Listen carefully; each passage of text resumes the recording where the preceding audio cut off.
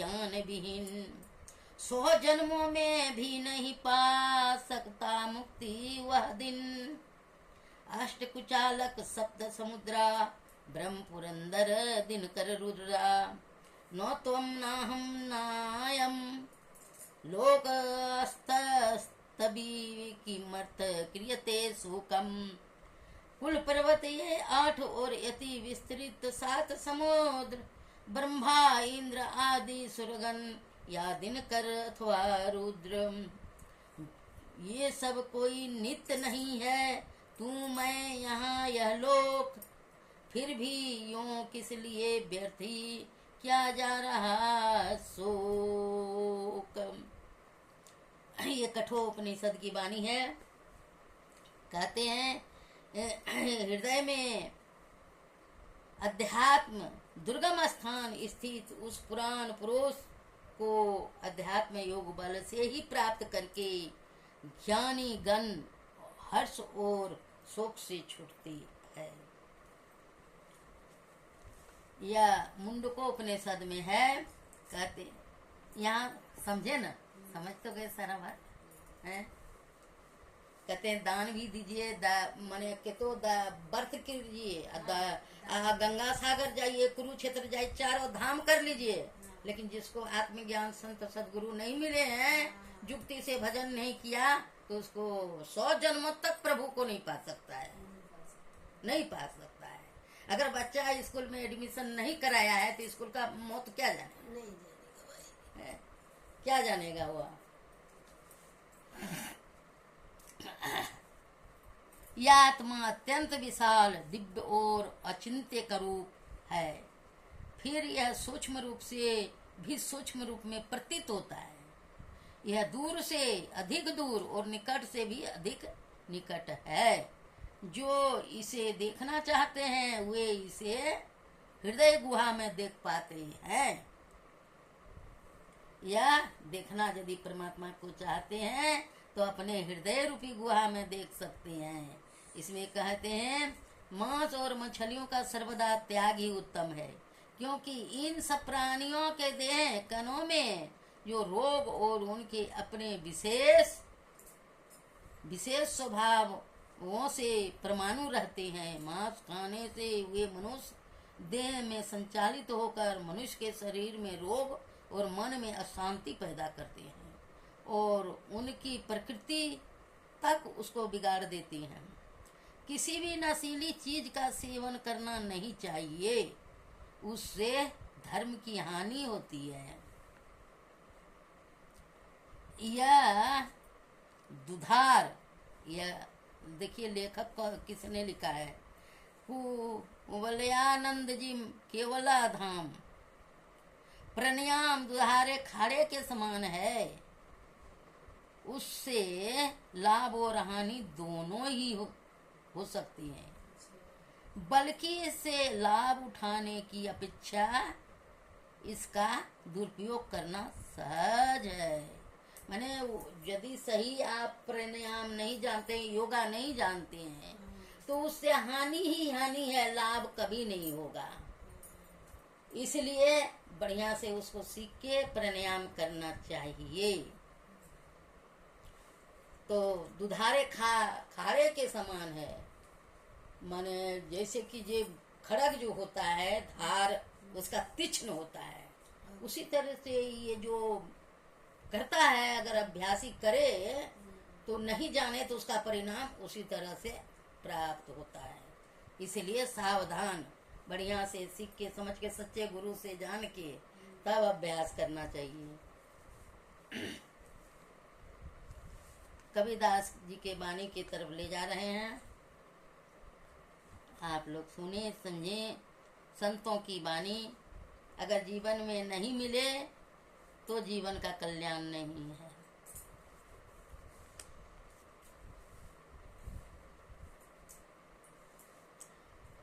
सत्संग योग भाग 2 से कबीर जी की वाणी।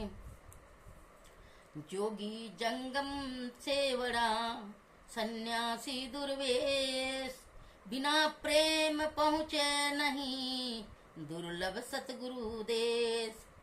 प्रेम भक्ति का गेय है ऊंचा बहुत एकांत, शीश काटी पग तर धरे, तब पहुँचे ये घर संत। यह है प्रेम। सुरमा पंच स्माना जब लिया, तब रन धसिया सूर, दिल सोपा सिर उबरा, मुबरा धनी हजूर। दूजा फर के शून्य में बाजे अनहद तूर, तकिया है मैदान में पहुँचेगा कोई सूर, पहुँचेगा कोई सूर। कबीर का बानी समझना बड़ा मुश्किल है, बहुत उल्टी बानी है इनका। अब कहते हैं भिंजे कमल बरसे पानी, पानी बरसता है और कमल भीगता है, लेकिन कहते हैं यहाँ पर भिंजे कमल, कमल बरसे भीजे पानी, माने कमल बरसता है या पानी भिजता है। पानी कैसे भिजेगा? पानी कैसे भिजे? पानी तो सबको भिजाता है, लेकिन पानी को कौन भिजाएगा? तो संत की वाणी समझना उस बहुत मुश्किल है। कमल माने नैन, कमल का अर्थ होता है नैन। नैन, नैन से जो पानी गिरता है आंसू, तो ये हाथ है कमल, यह भीग जाता है कमल से। हाँ, तो ये पानी है, कमल से गिरा और फिर से भींजे कमल, तब यह कमल भीग जाता है। यह पानी भीग जाता है, हाथ होता है पानी, पानी बिना पानी। फिर से बताओ, मैं इसको फिर बताओ। जैसे कमल से कैसे? कमल जो है नेत्र को कमल कहते हैं। पूरा पूरा जैसे। अच्छा, भींजे बरसे कमल भीजे पानी। हाँ। कबीर की वाणी है, यह कमल बरसता है और पानी को भिजाता है। इसका अर्थ हुआ कमल माने नैन, नैन कहते हैं कमल को। तो आंख से पानी गिरता है, प्रेम का आंसू बहता है, ये हाथ हो गया कमल, और हाथ हो गया कमल।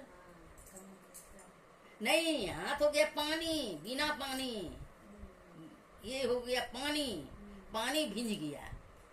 हाँ, कमल से पानी गिरा और हाथ भींज गया। तो कबीर का वाणी उसी तरह से अभी सत्संग योग भाग 2 से पाठ हुआ। कहते जोगी जंगम सेवड़ा अन्यास सन्यासी दुर्वेश। सन्यासी जो हैं वह दूर देश में रहते हैं, उनको दर्शन परसन पाना बड़ा मुश्किल है, इसलिए वह जंगल में अपना ध्यान लगाते हैं। जंगल में ध्यान लगाते हाँ, दूर हो जाते हैं, बहुत दूर पहुंचना बड़ा मुश्किल है। कबीर दास का उल्टा हाँ। पहले भोजन तो स्नान। बस तो कहते हैं बिना प्रेम पहुंचे नहीं, संत का दर्शन बिना प्रेम से नहीं पहुंचिएगा। दुर्लभ सतगुरु उपदेश, उनको दर्शन पाना बहुत दुर्लभ है। प्रेम भक्ति का गे है ऊंचा बहुत एकांत। कहते हैं वह प्रेम का भक्ति जो है, वह घर जो है बहुत ऊंचा में है। तो कैसे मिलेगा? तो कहते हैं प्रभु के पास जाने के लिए वह संत लोग के शरण में जाना पड़ेगा। तो वह बहुत ऊंचा एकांत में वह बतलाते हैं मानस जप कैसे करें, मानस ध्यान कैसे करें, दृष्टि योग कैसे करें, कौन आसन पर बैठें। परमात्मा का आसन दिया गया है, उस आसन पर आपको कुर्सी नहीं मिलता तो कहाँ बैठते हैं? तो कहीं तो बैठते ना। तो नीचे बैठने से आपको आराम मिलता है क्या? नहीं मिलता। इसीलिए कुर्सी जरूरी है, आसन बहुत जरूरी है। हाँ, तो परमात्मा को पाने के लिए बिना आसन से मिल जाएंगे क्या? नहीं मिल पाएंगे। तो उसी तरह कहते बिना प्रेम का भक्ति नहीं होता है। शीश काटी पग धरे, अगर परमात्मा को कहते हैं संतों को यदि गुरु मिल जाए, अगर शीश भी काट करके उनके चरण में रख दें तब भी पहुंचे घर संत, तब वे घर के पास पहुंचते हैं संत। प्रेम को देखते हैं। मीरा ऐसे मीरा को मिल गए रविदास, बचपन से तो खूब खेली कूदी भगवान के साथ, कृष्ण कन्हैया के साथ, माँ ने दी हैं, लेकिन भगवान को नहीं पा सकी, नहीं पा सकी। राधा ने पा लिया। हाँ, लेकिन जब तक गुरु नहीं मिला, रायदास जी जब आपका राणा का राजा भोज से शादी हुआ था मेवाड़ देश में, उनका गजब लीला है। बचपन से तो भगवान में भिंग गई, जब मायके ससुराल जब आई तो कन्हैया को लेते आई, और कन्हैया को जब लाई तो उसी में रमल रहती थी। राजा भोज, राजा लोग तो शिकार खेलते हैं, शिकार खेलने गया, प्रभु का मौज, बस बाघ ने झपटा, घाव हुआ, उठा के लाया गया, उनका सेवा खूब करी, और सेवा करते एक रोज अंत हो गए तो छुटकारा पा गई। संसार का पति मान के, विश्वास पिता का आज्ञा मान के शादी कर ली, लेकिन परम पति उसका कन्हैया, कन्हैया उसी में दिन रात अपना लगल रहती थी। पति देव संसार के लिए मिला, लेकिन शरीर का कभी स्पर्श नहीं हुआ। बेचारा वो भी तपस्या किया हुआ होगा राजा भोज, जो ऐसा पत्नी मिला, और उसके हाथ से सेवा किया, जो उसका भी उद्धार हो गया, उद्धार हो गया। तो जब राजा भोज चला गया बेचारा दुनिया से, तो सास, ननद, देवर प्रहलाद के तरह दुख दिया। एक राजघराने में रहते हुए, हाँ, दुख दिया, इतना दुख दिया, खाने में जहर दे दिया, हाँ, और पिटारी में मिठाई कह करके माला सांप भेज दिया पूजा में, तो तुलसी माला हो गया। भाई उनकी शक्ति भक्ति भगवान ने साथ तो दिया। भगवान तो सबके रक्षक है, तो उनको कौन रक्षक करेगा, तुम क्या कर सकते हो। कन्हैया की भक्ति थी। हाँ, तो इसलिए तो नीला पड़ गए कन्हैया। नीलकंठ शंकर भगवान को क्यों कहा जाता है? समुद्र मंथन में 14 रत्न निकला, तो 20 किसने लेगा? तो भोले ने, भोले ने लेगा, उगरदानी ने लेगा। तभी तो नीलकंठ जाके ऊपर बैठा है। तो जब आए शंकर भगवान, कहते मस्तक में यदि जाता है 20 तो ब्रह्मांड उलट जाएगा, अगर हृदय में जाता है तो हृदय में परमात्मा विराजमान है, उनको कष्ट होगा, तो कंठ में ही धारण कर लिए, तो कंठ नीला हो गया। भोले बाबा को जल क्यों चढ़ाता है? दही का धार क्यों देता है? शहद क्यों दे दिया जाता है? गंगा जल क्यों दिया जाता है? ताकि वह जलन से शांत हो के, वो 20 कंठ में ले लिए। हाँ, इसलिए नीलकंठ नाम पड़ा उनका, शंकर भगवान का एक नाम। तो उसी तरह से मीरा को भी कष्ट हुआ, विष का प्याला दिया गया, पागल हाथी को भेजा गया, तरह तरह से खाना पीना भी नहीं देने लगा। तो सास ननद का नाम कुटिला झूठीला था, कुटिला झूठीला, तो कुटिला झूठीला लग गई दिन रात। कुटिला झूठीला थी वो। हाँ, नाम ही था, वो तो काम भी उसका होना चाहिए। बस राजा भोज शरीर जब छोड़ दिया तो वह निकल पड़ी वृंदावन। अभी भी आश्रम है वृंदावन में, वहाँ 2-2.5 हजार महिलाएं भजन करती हैं, बुढ़िया बुढ़िया सब। हाँ, जो घर से निकाल दिया गया, जिसका सौभाग्य है, मीरा भवन अभी भी है। जब तक धरती रहेगा तब तक रहेगा। वहाँ पर कन्हैया के पास जाकर के भजन गाने लगी, मगन रहने लगी, हरि गुण गली गली गाने लगी। मीरा हो गई मगन, हाँ, मगन होकर के गाने लगी। और तब रास्ते में गुरुदेव भटाए, गुरुदेव खुद आए, ये बेटा जब तक जुक्ति नहीं तब तक मुक्ति नहीं, वह रास्ता नहीं मिलेगा। और गुरु को दक्षिणा दिया जाता है, लेकिन गुरु खुद मीरा को दक्षिणा दिए। तमूरा जो बीना बजाती, तमूरा जो बजाते बजाते और मगन होकर के चली। आ जा करके 12 बरस के बाद यहाँ अकाल पड़ गया। अकाल पड़ा मेवाड़ देश में। तब राणा को भेजा गया मीरा को, संत का अपमान से मेवाड़ देश सूखा पड़ गया, सूखा पड़ गया। अब राणा भी गया तो राणा भी लौट के नहीं आया। और राणा के सामने प्रभु का मोज, राणा के सामने देखते देखते मीरा कृष्ण के मूर्ति में समा गई। अपना लिए कन्हैया, अपना लिए, दिखा दिए भक्ति क्या चीज है। हाँ, अपना लिए। इसलिए राणा भी वहां रह करके भजन किया। मीरा का एक ठो भजन गजब गजब है। मीरा का भजन वर्णन नहीं है। तो ये है शीश उतार के, मैंने शीश उतारना मैंने गला काटना नहीं, मैंने लोक लाज सब त्याग करके। मीरा तो लोक लाज त्यागी, तब न संतों के संग में बैठी और भजन करी। जैसे कि सौरी माई, शादी हुआ जा रहे थे, पति ने उसको त्याग दिया रास्ते में, तो वहाँ मतंग ऋषि के आश्रम में छिप छिप के सेवा की, तो प्रकट हुई, तो सेवा करी, तो नवो भक्ति भगवान खुद आए शरीर धारण करके।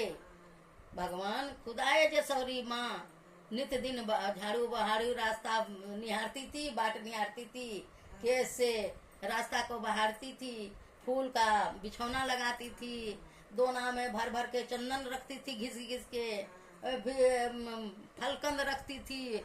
जूठी बैरिया सौरी प्रभु को भोग लगाई है। कितना प्यार से आए तो भगवान खुद आए।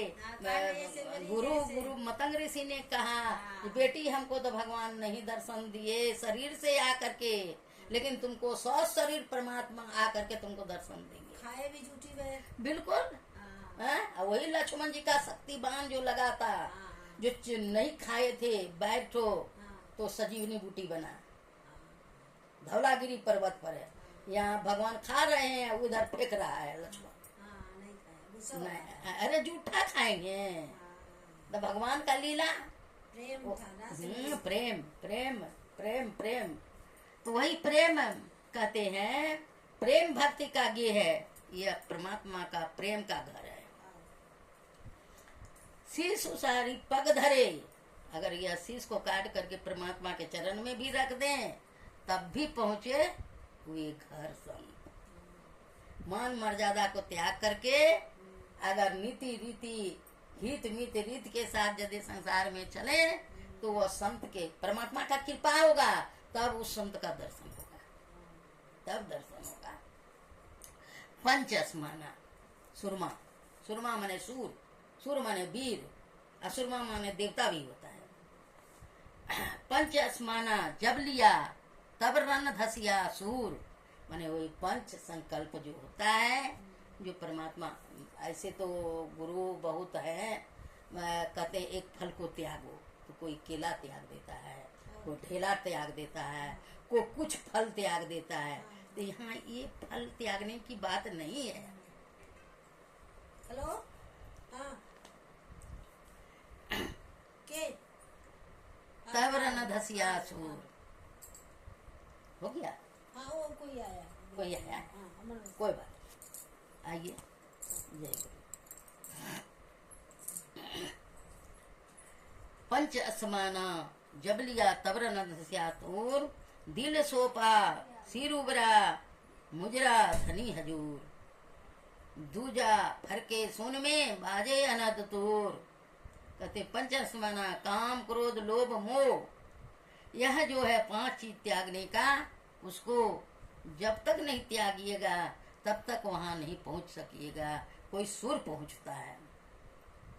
दिल सौंपा सिर उबरा, या दिल को सौंप दिया, दिल में तब मुजरा धनी हजूर, तब वह धनी हो जाएगा। परमात्मा का भजन करते करते कहते पायो जी पायो मैंने राम रतन धन पायो, वस्तु अमूलक दी सतगुरु ने कृपा करी अपनायो, पायो जी मैंने राम रतन धन पायो। दूजा फरके सुन में बाजे अनद तूर। दूजा फरके सुन में, वह सुन महल में जब पहुंच जाए तो अनहद तूर मने आवाज।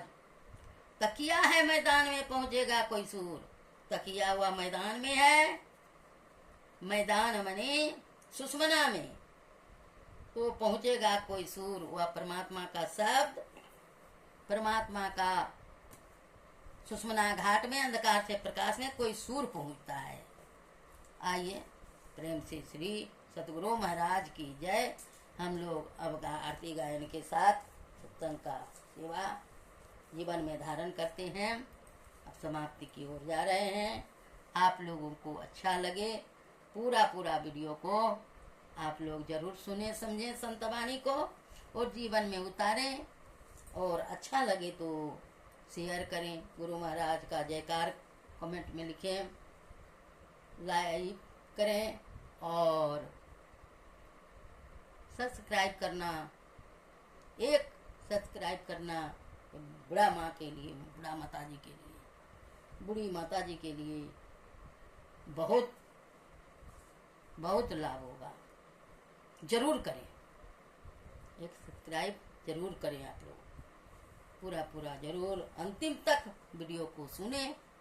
और यह संतों की वाणी अनमोल है, यह अनमोल वाणी को जीवन में जरूर उतारें। और यह मनुष्य जीवन का सार्थकता पाने के लिए आप लोगों तक यह सेवा पहुंचाने का मेरा कर्तव्य है। आप लोगों का उपकार जरूर करूं। श्री सतगुरु महाराज की जय। श्री सतगुरु महाराज की जय।